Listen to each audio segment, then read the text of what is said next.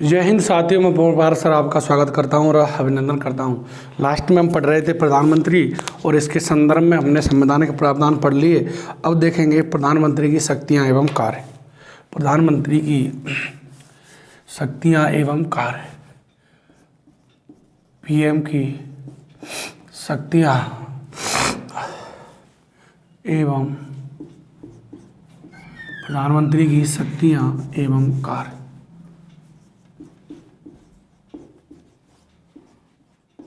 शक्तियां एवं कार्य। तो देखो, हम प्रधानमंत्री की शक्तियों कार्य को 3-4 भागों में इस तरीके से बांटेंगे कि मंत्रिपरिषद के संदर्भ में प्रधानमंत्री के क्या कार्य हैं, राष्ट्रपति के संदर्भ में और संसद के संदर्भ में प्रधानमंत्री के क्या कार्य हैं उनको देखेंगे। अब देखते हैं नंबर 1, मंत्रिपरिषद के संदर्भ में। मंत्रिपरिषद के संदर्भ में नंबर 1, मंत्रिपरिषद के संदर्भ में। मंत्रिपरिषद के संदर्भ में इसके क्या कार्य और शक्तियाँ। देखो, लास्की ने एक बहुत अच्छी बात कही है जिससे आप समझ सकते हो कि मंत्रिपरिषद के संदर्भ में प्रधानमंत्री के क्या कार्य और शक्तियाँ हैं। लास्की कहता है कि मंत्रिपरिषद या कैबिनेट का निर्माणकर्ता और जीवन का केंद्र बिंदु कौन है? प्रधानमंत्री है। तो लास्की क्या कहता है इनके बारे में? लास्की का कथन है लास्की कैबिनेट मंत्रिपरिषद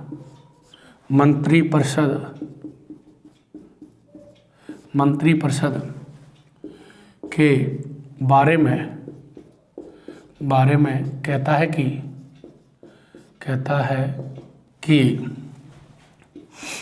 कि प्रधानमंत्री पीएम मंत्रिपरिषद या कैबिनेट का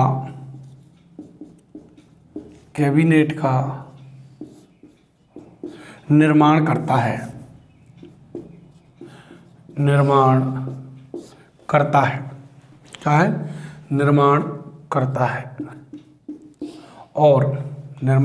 है और जीवन का केंद्र बिंदु है। क्या है? केंद्र बिंदु है। देखो कैसे ये कहता है कि जो मंत्रिपरिषद या कैबिनेट है इसका निर्माणकर्ता भी कौन है? निर्माणकर्ता भी प्रधानमंत्री है। यानी राष्ट्रपति प्रधानमंत्री चाहे उसी व्यक्ति को मंत्री बनाएगा और जब तक प्रधानमंत्री चाहता है तब तक ही वो मंत्री रहेगा, नहीं उससे वो त्यागपत्र मांग सकता है। वो त्यागपत्र नहीं देता है तो राष्ट्रपति उसे क्या कर सकता है? बर्खास्त कर सकता है। इसलिए उसका केंद्र बिंदु कौन है? प्रधानमंत्री है। क्या है? प्रधानमंत्री केंद्र बिंदु है। यानी जब तक प्रधानमंत्री चाहेगा तब तक ही वो क्या रहेगा? मंत्री रहेगा। दूसरी बात, यदि प्रधानमंत्री की मृत्यु हो जाती है तो संपूर्ण मंत्रिपरिषद क्या हो जाएगी? भंग हो जाएगी। उसका जीवन क्या हो जाएगा? समाप्त हो जाएगा। यदि प्रधानमंत्री त्यागपत्र देता है तो भी क्या हो जाएगी? मंत्रिपरिषद भंग हो जाएगी। तो हम देखते हैं कि पीएम ही राष्ट्रपति को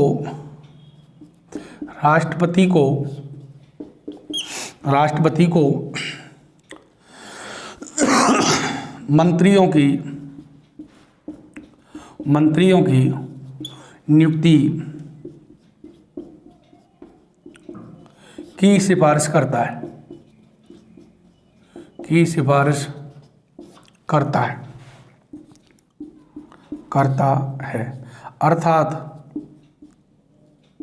अर्थात मंत्री किसे बनाना है, किसे बनाना है, यह पीएम प्रधानमंत्री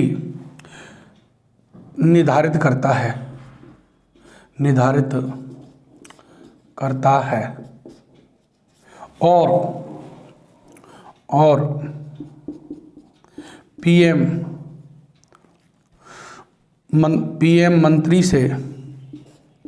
मंत्री से त्यागपत्र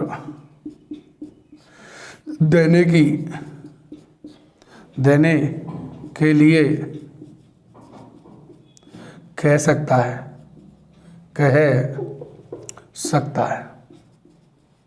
नहीं देता है, कह सकता है। और राष्ट्रपति से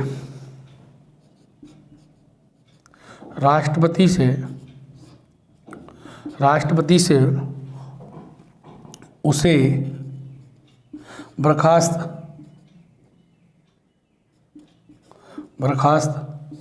करने की कह सकता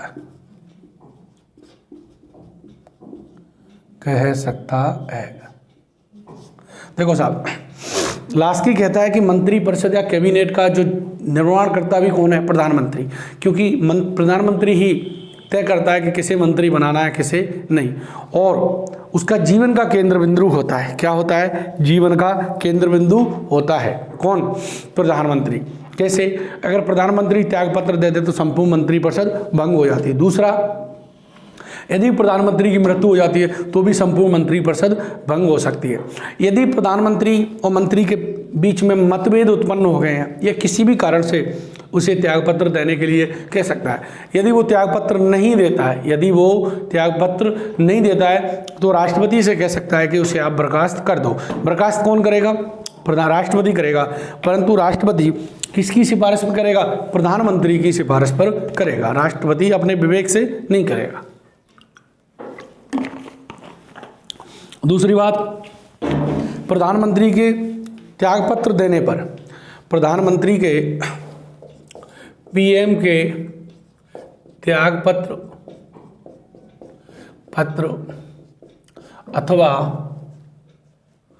अथवा मृत्यु होने पर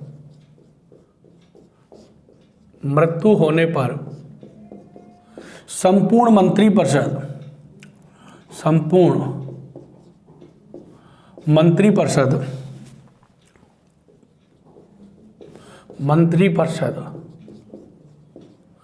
भंग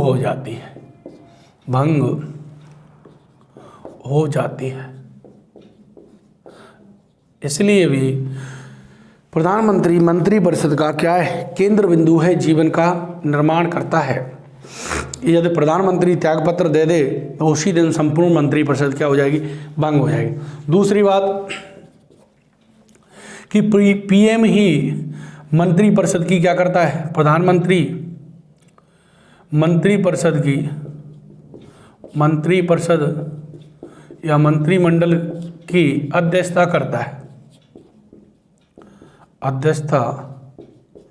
करता है।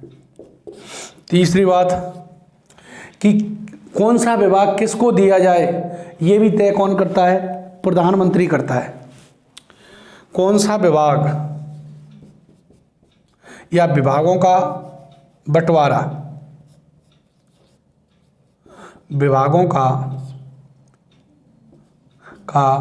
बंटवारा प्रधानमंत्री करता है, पीएम करता है। यानी किस मंत्री को कौन सा विभाग देना है, कौन सा विभाग देना है, रेल मंत्री बनाना है, गृह मंत्री बनाना है या क्या बनाना है, ये सारा तय कौन करता है? प्रधानमंत्री ही करता है। और मंत्रिपरिषद की जो बैठक होती है उसका नेतृत्व भी कौन करता है? प्रधानमंत्री ही करता है। और प्रधानमंत्री मंत्रिपरिषद का क्या होता है? प्रमुख होता है। क्या होता है? पीएम मंत्रिपरिषद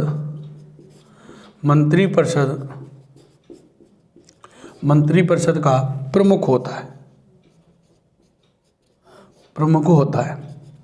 जैसे अनुच्छेद 74 कहता है कि राष्ट्रपति को सलाह सहायता देने के लिए मंत्रिपरिषद होगी, जिसका प्रमुख हेड कौन होगा? प्रधानमंत्री होता है। और प्रधानमंत्री वास्तविक कार्यपालिका प्रमुख भी होता है। और कार्यपालिका का मतलब क्या है? मंत्रिपरिषद है। ये मंत्रिपरिषद के संदर्भ में प्रधानमंत्री की क्या होती हैं? शक्तियाँ होती हैं। क्या होती हैं? शक्तियाँ होती हैं। अब देखते हैं राष्ट्रपति के संदर्भ में। राष्ट्रपति के संदर्भ में, राष्ट्रपति के संदर्भ में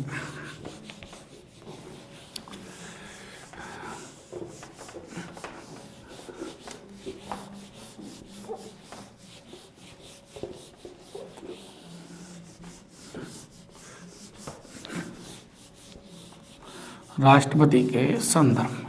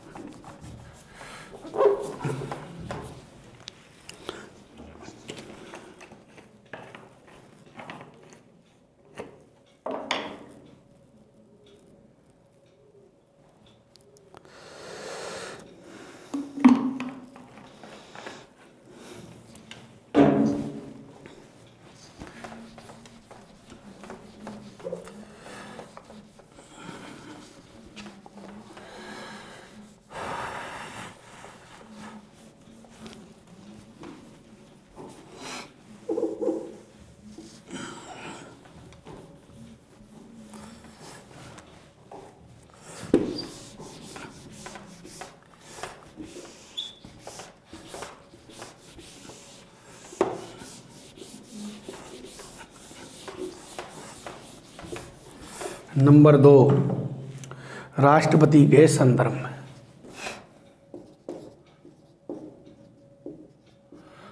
राष्ट्रपति के संदर्भ में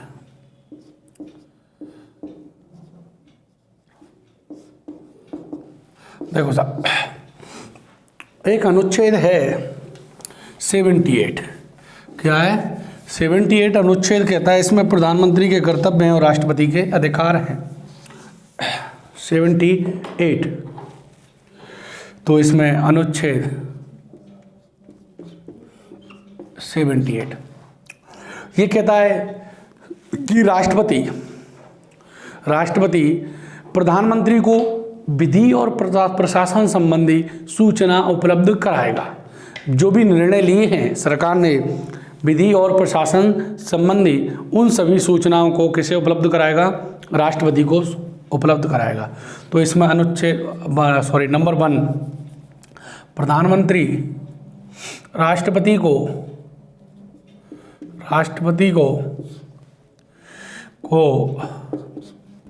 विधि व प्रशासन संबंधी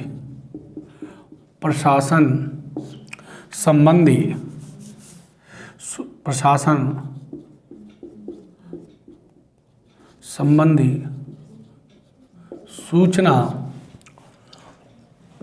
उपलब्ध कराएगा।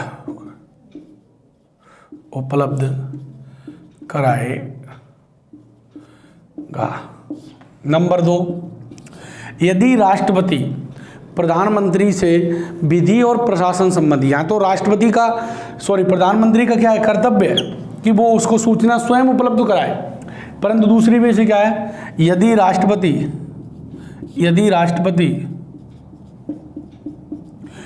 राष्ट्रपति विधि व प्रशासन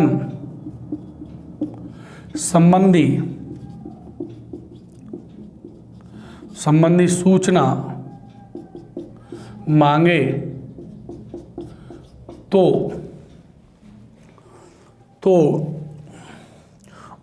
उसे सूचना उपलब्ध कराए।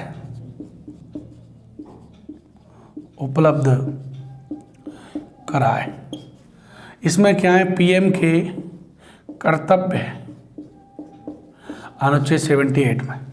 पहला है कि यदि पीएम राष्ट्रपति को विधि और प्रशासन संबंधी सूचना उपलब्ध कराए। क्या करे? विधि और प्रशासन संबंधी सूचना उपलब्ध कराए। दूसरी बात, यदि राष्ट्रपति सूचना मांगे विधि और प्रशासन संबंधी तो उसे सूचना दे या उपलब्ध कराए, इसी में 78 में। तीसरी, देखो हमने कहा था कि मंत्रिपरिषद सामूहिक उत्तरदायित्व का करती है। किस पे करती है? सामूहिक उत्तरदायित्व पे। यानी अगर कोई एक मंत्री कोई निर्णय लेता है तो ऐसा माना जाएगा कि वो संपूर्ण मंत्रिपरिषद का निर्णय है, संपूर्ण मंत्रिपरिषद का निर्णय माना जाता है। तो इसी में प्रावधान कर दिया गया है कि यदि किसी एक मंत्री ने कोई निर्णय ले लिया है और उसे मंत्रिपरिषद के समक्ष नहीं रखवाया है तो राष्ट्रपति प्रधानमंत्री से कह के उसे संपूर्ण मंत्रिपरिषद के समक्ष रखवाया जाए। तीसरा है, यदि किसी मंत्री ने निर्णय लिया है परंतु उसे मंत्रिपरिषद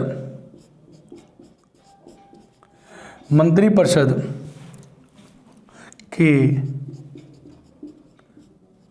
समक्ष नहीं रखा है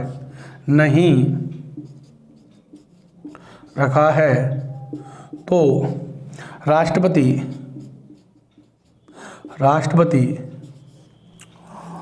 राष्ट्रपति पीएम से, राष्ट्रपति प्रधानमंत्री से कहकर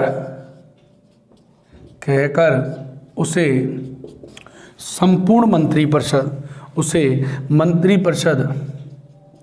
मंत्रिपरिषद के समक्ष रखवाए या विचार के लिए रखवाए। इस तरह। तीसरी, प्रधानमंत्री इसमें नहीं, अलग से है। अगला पॉइंट, पीएम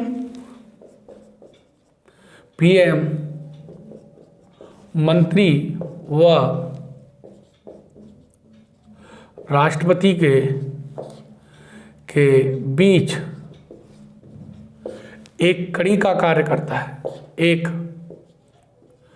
कड़ी कह दो या सेतु का कार्य करता है। कैसे करता है ऐसा? जैसे यहाँ राष्ट्रपति है, यहाँ कौन है? राष्ट्रपति।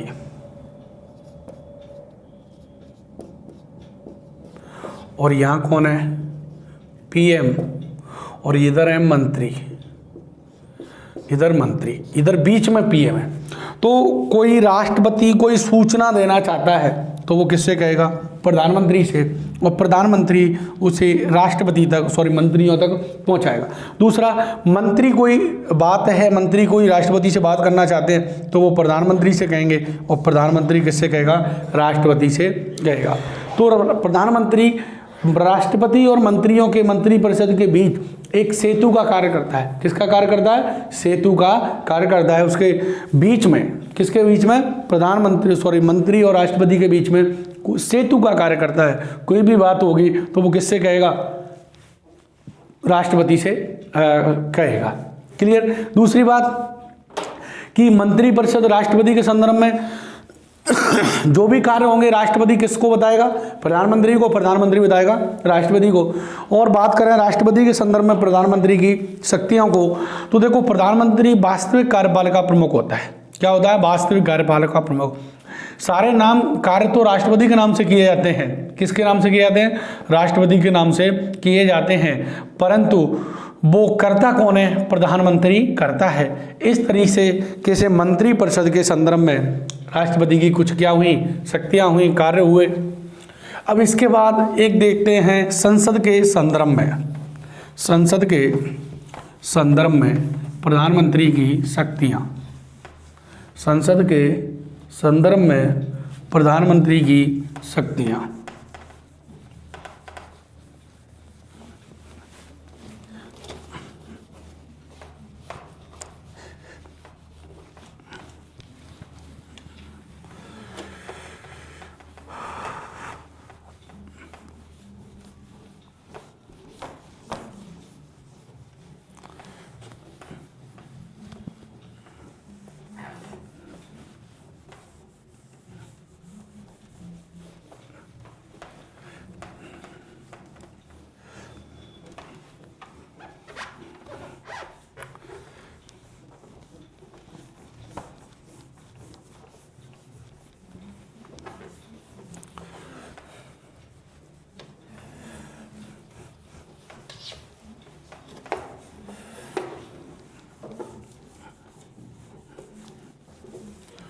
तो नंबर 3, संसद के संदर्भ में, संसद के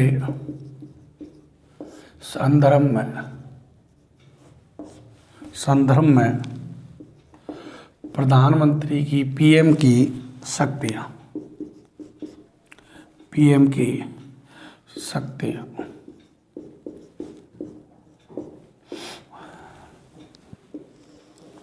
देखो साहब, प्रधानमंत्री की शक्तियाँ, तो अगर बात करें अनुच्छेद 1 इसमें 85 ये कहता है कि देखो 85 में क्या है कि प्रधानमंत्री के कहने पर ही राष्ट्रपति लोकसभा का या संसद का सत्र आहूत करता है और सत्रावसान करता है। तो 85 में पीएम के कहने पर मंत्रिपरिषद के कहने पर करता है, परंतु मंत्रिपरिषद किसके नियंत्रण में कार्य करती है? प्रधानमंत्री। पीएम के कहने पर राष्ट्रपति संसद के सत्र बुलाता है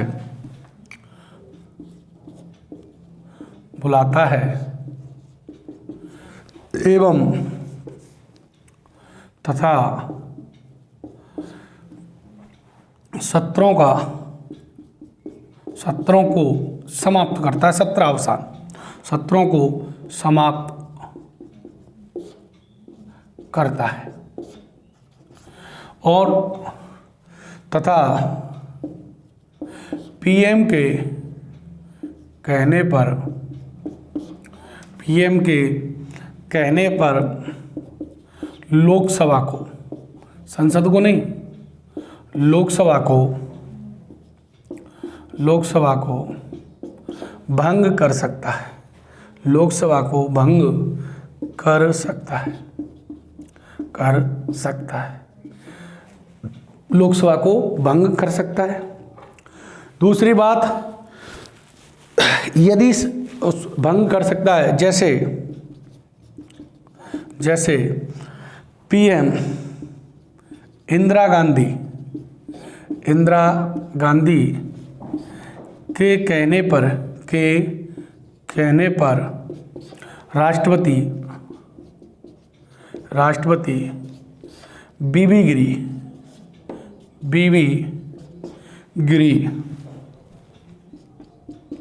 गिरी ने चौथी लोकसभा को भंग किया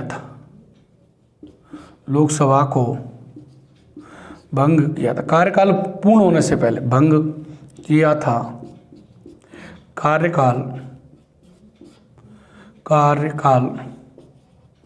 पूर्ण होने से पहले,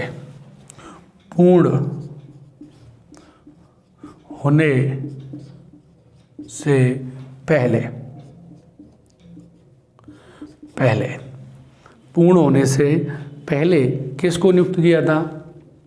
भंग किया था। तो बात करें चौथी लोकसभा का जो कार्यकाल था, फोर्थ लोकसभा, तो उसका था 1967 से 71। चौथी लोकसभा को राष्ट्रपति बीबी गिरी ने इंदिरा गांधी के कहने पर कार्यकाल पूर्ण होने से पहले ही क्या कर दिया था? भंग कर दिया था। क्या कर दिया था? भंग कर दिया था। इस तरीके से संसद के संदर्भ, और संसद के संदर्भ में जैसे राष्ट्रपति संसद के लिए प्रधानमंत्री का निर्देश भेजता रहता है, और संयुक्त अधिवेशन की बैठक कौन बुलाता है? राष्ट्रपति। किसके कहने पर? प्रधानमंत्री के कहने पर।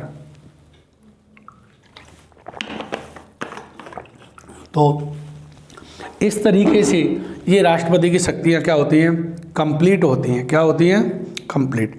अब प्रधानमंत्री के बारे में कुछ कथन हैं, जैसे लॉर्ड मार्ले कहता है कि प्रधानमंत्री समानों में क्या होता है? प्रथम होता है, समानों के बीच प्रथम होता है।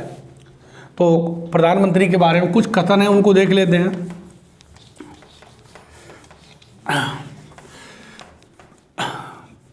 पीएम के बारे में कथन, कुछ टिप्पणियां की हैं।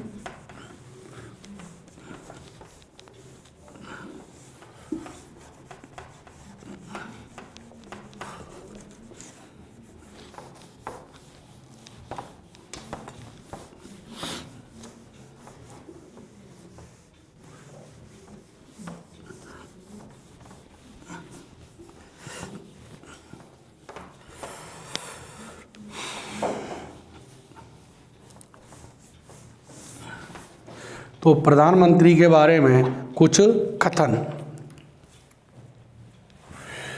पीएम के बारे में कथन। तो नंबर 1, लॉर्ड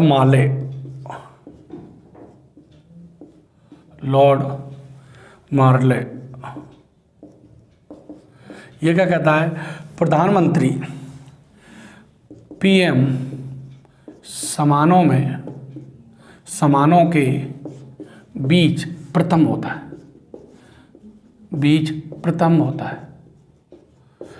बीच क्या होता है? प्रथम होता है।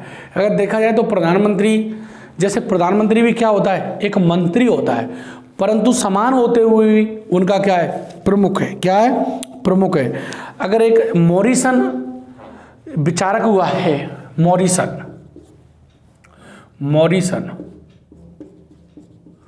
मॉरिसन ये कहता है कि पीएम सरकार का मुखिया होता है। पीएम सरकार का क्या होता है? मुखिया होता है। एक हमने देखा लास्की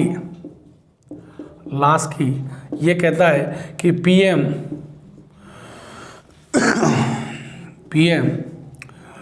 कैबिनेट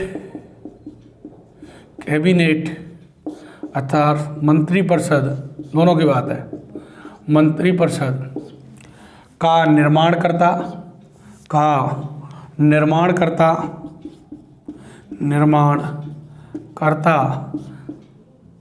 तथा जीवन का केंद्र बिंदु होता है। जीवन का केंद्र बिंदु होता है। क्या होता है? जीवन का, यानी लास्की कहता है कि प्रधानमंत्री जो होता है वो जीवन का क्या होता है? जीवन का केंद्र बिंदु होता है। यदि प्रधानमंत्री त्यागपत्र दे दे तो क्या होता है? तो उसका क्या हो जाता है? मंत्रिपरिषद भंग हो जाती है। अब वार्नर कहता है कि प्रधानमंत्री तारों के बीच में क्या है? तारों के बीच में एक चंद्रमा है, ये चंद्रमा की संज्ञा देता है वार्नर। तो नंबर 4, वार्नर ये कहता है कि पीएम तारों के बीच में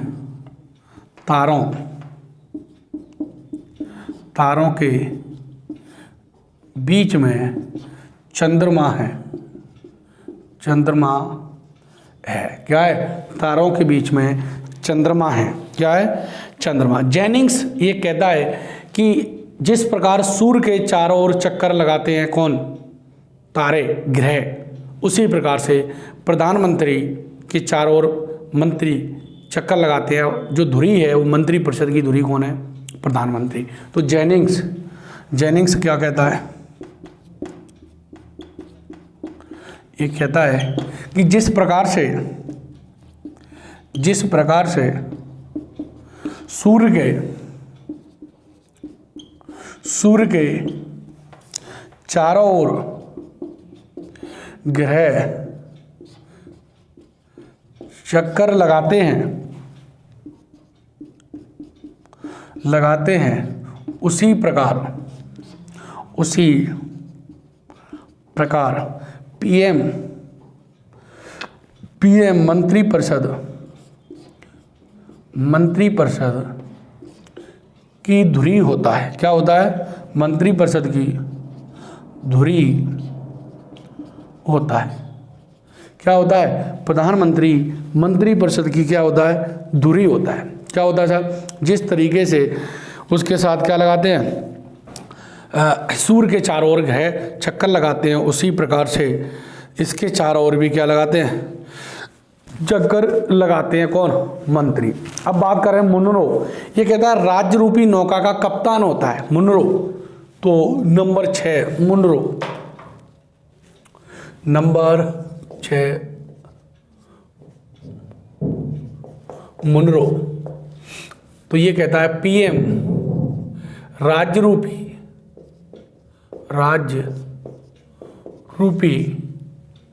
नौका का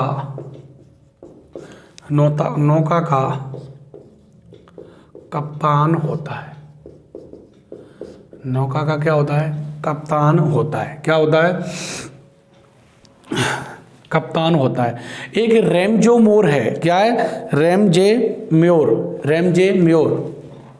ये कहता है राज्य के जहाज का क्या है, मल्ला है, रेमजे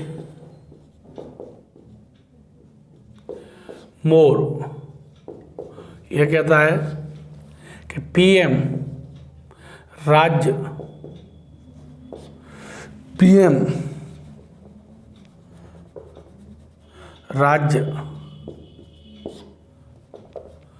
का मल्ला है।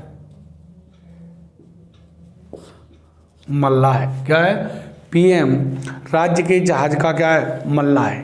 पीएम राज्य के जहाज का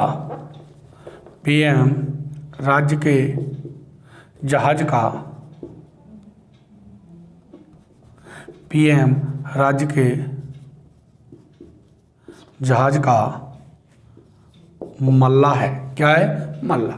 इस तरीके से कथन पूछे जाते हैं कि प्रधानमंत्री के बारे में ये किसने कहा है या इसने क्या कहा है, तो ये थोड़ा इम्पोर्टेंट है, इनको ध्यान रखना।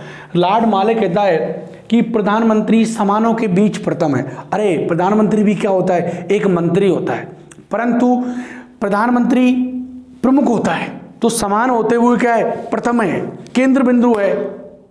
ये कौन कहता है, माले कहता है। मॉरिसन कहता है कि पीएम सरकार का मुखिया होता है।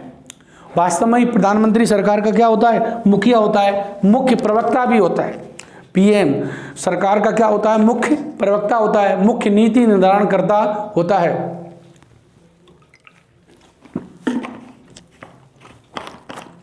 लास्की कहता है कि मंत्रिपरिषद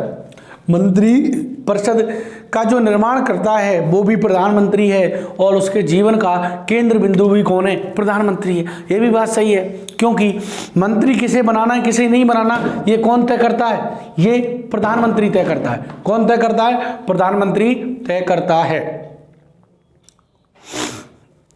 और यदि प्रधानमंत्री त्यागपत्र दे दे तो उसका जीवन का केंद्र बिंदु कैसे है, प्रधानमंत्री त्यागपत्र दे दे तो संपूर्ण मंत्रिपरिषद क्या हो जाती है, भंग हो जाती है। यदि प्रधानमंत्री मर जाए तो भी संपूर्ण मंत्रिपरिषद क्या हो जाती है, भंग हो जाती है।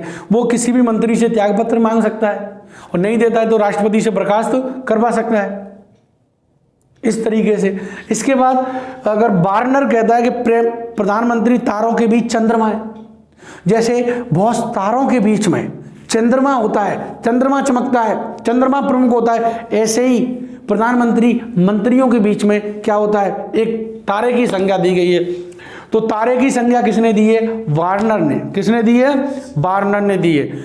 और जेनिंग्स ने इसे सूर्य की संज्ञा दी है। किसकी संज्ञा दी है, सूर्य की। ये क्या कहता है, जिस प्रकार से सूर्य के चारों ओर कौन लगाते हैं, ग्रह चक्र लगाते हैं, तो सूर्य की संज्ञा किसे दी है, प्रधानमंत्री को, और ग्रह की संज्ञा किसे दी है, मंत्रियों को। और यहां पर तारों के बीच चंद्रमा, तारों की संज्ञा मंत्रियों को दी है, और चंद्रमा की संज्ञा प्रधानमंत्री को दी है। उसी प्रकार से पीएम मंत्रिपरिषद की धुरी होता है, यानी धुरी, पीएम के चारों ओर मंत्री घूमते हैं। क्या करते हैं, मंत्री घूमते हैं, उसका चक्कर लगाते हैं। ये बात कौन कहते हैं, जेनिंग्स कहते हैं। इसके बाद मुनरो, ये कहते हैं पीएम जो राज्य रूपी नौका का क्या है, कप्तान। जिस तरह से जो नौका होती है उसका जो हेड होता है, उसको संभालने वाला होता है, वो होता है उसका कप्तान। उसी प्रकार से राज्य नामक इकाई का कप्तान कौन होता है, प्रधानमंत्री होता है। राज्य का, राज्य यहाँ का राज्य का मतलब यूपी से नहीं है, राज्य का मतलब देश से है। जो राज्य की परिभाषा पढ़ी, तो राज्य रूपी नौका का कप्तान कौन होता है? पीएम। ये मुनरो कहते हैं और रैमजो मोर कहते हैं कि राज्य के जहाज का मल्लाह है। ये राज्य के जहाज, जो राज्य का जहाज है सरकार, उसका मल्लाह कौन है? प्रधानमंत्री है। कौन है? प्रधानमंत्री है। इस तरीके से प्रधानमंत्री के बारे में कुछ कथन है। और अब हम देखते हैं उप प्रधानमंत्री। ये संवैधानिक पद नहीं है।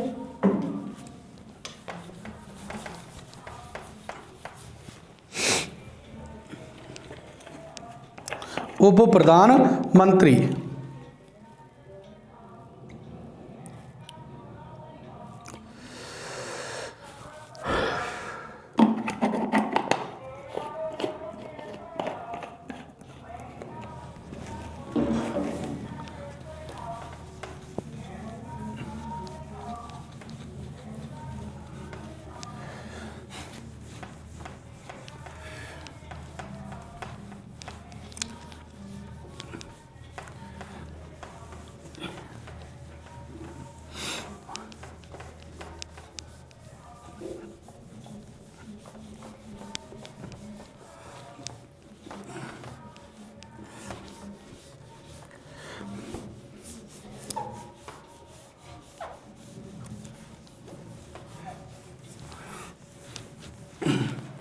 उप प्रधानमंत्री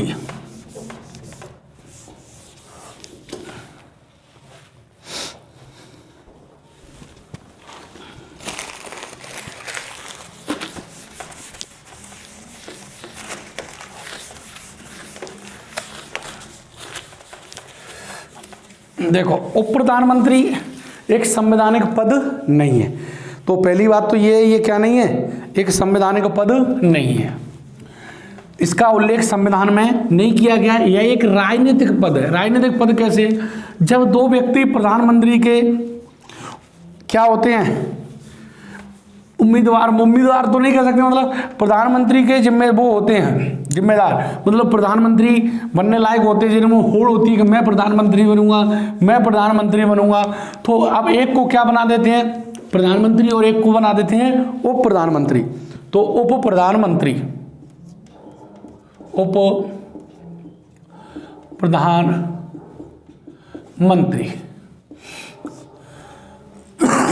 प्रधानमंत्री तो ये कैसा पद नहीं है? यह संवैधानिक पद नहीं है। यह संवैधानिक पद नहीं है। संवैधानिक पद नहीं है।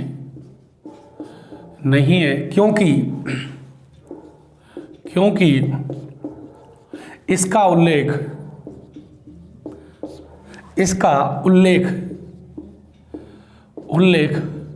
संविधान में नहीं किया गया है। इसका उल्लेख संविधान में नहीं किया गया है।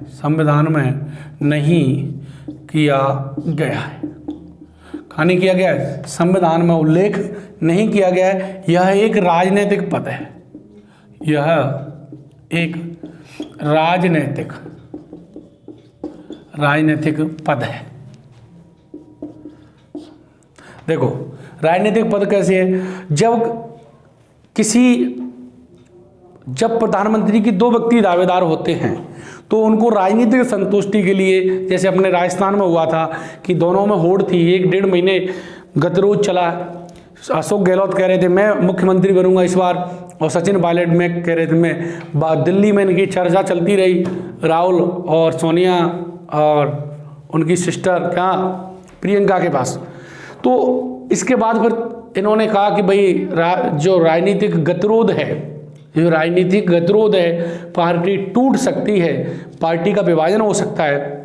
तो इसके लिए फिर कहा कि भैया आप में से एक क्या बन जाओ, प्रधानमंत्री हो, एक उप प्रधानमंत्री, यहाँ पर मुख्यमंत्री और उप मुख्यमंत्री। तो इस तरीके से देखेंगे कि उप मुख्यमंत्री भी एक संवैधानिक पद नहीं है। कैसा पद है? राजनीतिक पद है। अब देखो अब तक कैसे उप प्रधानमंत्री बने हैं। तो तो कैसा पद है ये? राजनीतिक पद है, संवैधानिक पद नहीं है। तो पहली बार तो जो उप प्रधानमंत्री बने थे वो थे सरदार पटेल। अंतरिम सरकार में कौन बने थे? सरदार पटेल। तो एक तरफ उप प्रधानमंत्री और इधर प्रधानमंत्री।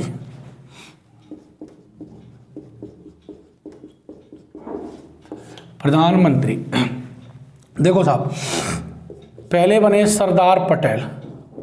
सरदार पटेल अंतरिम सरकार में 1947 से 50 की जो अंतरिम सरकार थी, अंतरिम सरकार, और इसमें जो प्रधानमंत्री थे वो कौन थे? नेहरू। दूसरे मोरारजी देसाई, इंदिरा गांधी के समय मोरारजी देसाई 1967 में, जब इंदिरा गांधी क्या थी? पीएम थी इंदिरा गांधी। उस समय ये क्या बने थे? उप प्रधानमंत्री बने थे। कौन? मोरारजी देसाई। जब मोरारजी देसाई क्या बनेंगे? बाद में मोरारजी देसाई प्रधानमंत्री बने तो साहब बाबू जगजीवन राम और चौधरी चरण सिंह। बाद में जब ये कौन बनेंगे? प्रधानमंत्री। अब ये बाद में क्या बने? पीएम बने, मोरारजी देसाई। तो इनके टाइम पे दो प्रधानमंत्री बने, ध्यान रखना कितने बने इनके टाइम पे।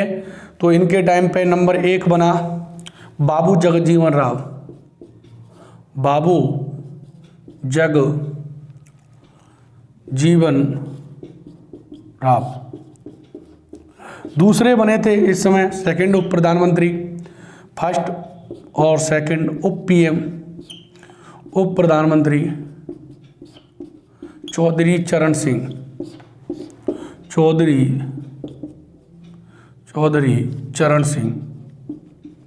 चरण सिंह किनके टाइम पे? ये दोनों ही मोरारजी देसाई के टाइम पे क्या बने? प्रधानमंत्री बने। फिर जब चौधरी चरण सिंह प्रधानमंत्री बने तो वाईबी चौहान, ये कब बने? ये दोनों ही 1977 में। 1977 में जब बाद में ये चौधरी चरण सिंह क्या बने? प्रधानमंत्री बने तो वाईबी चौहान। तो नंबर ये कौन सा हो गया? तीसरा। चौथा वाईबी चौहान 79 में, कुछ समय के लिए 79 में। और प्रधानमंत्री कौन थे? चौधरी चरण सिंह। तो आपने देखा कि दो उप प्रधानमंत्री रहे हैं। क्या रहे हैं? दो उप प्रधानमंत्री रहे हैं। फिर बाद में जब बीपी सिंह प्रधानमंत्री बने 89 में, चौधरी देवीलाल जब बीपी सिंह के समय प्रधानमंत्री बने तो चौधरी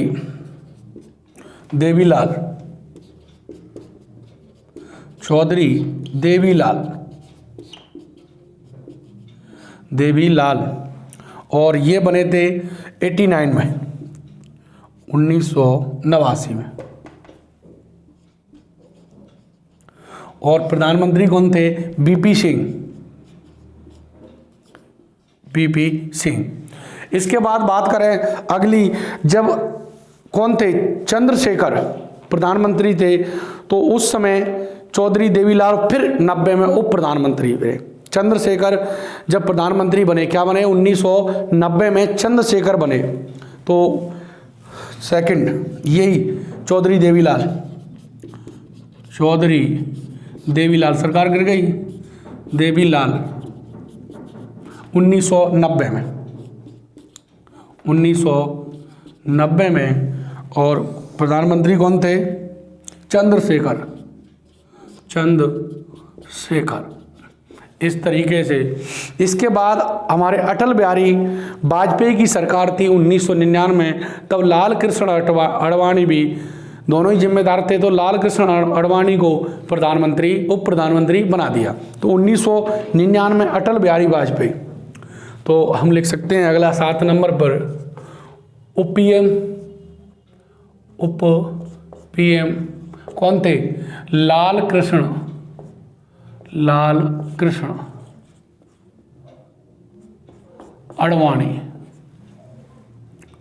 आडवाणी। और प्रधानमंत्री कौन थे? तो उस समय प्रधानमंत्री थे अटल बिहारी वाजपेयी। बात कब की है ये? बात है 1999। तो प्रधानमंत्री कौन थे? प्रधानमंत्री थे अटल बिहारी वाजपेयी। इस समय पीएम थे अटल जी, अटल बिहारी वाजपेयी। अटल बिहारी वाजपेयी।